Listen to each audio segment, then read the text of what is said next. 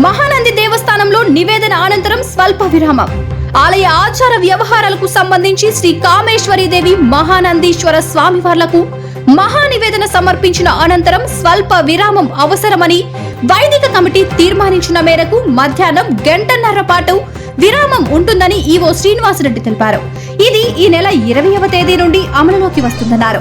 మధ్యాహ్నం 12:30 గంటల నుంచి 2 గంటల వరకు దర్శనం ఉండదని, తిరిగి 2 గంటల నుంచి యథావిధిగా కొనసాగుతుందని తెలిపారు.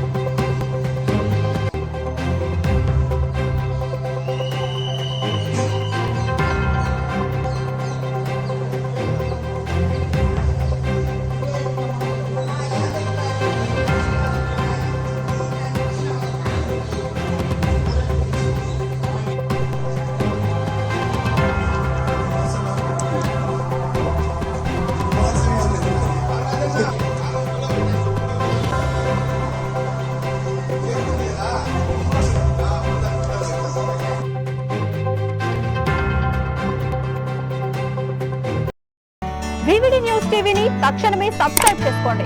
నోటిఫికేషన్ కోసం బెల్ ఐకాన్ క్లిక్ చేయండి.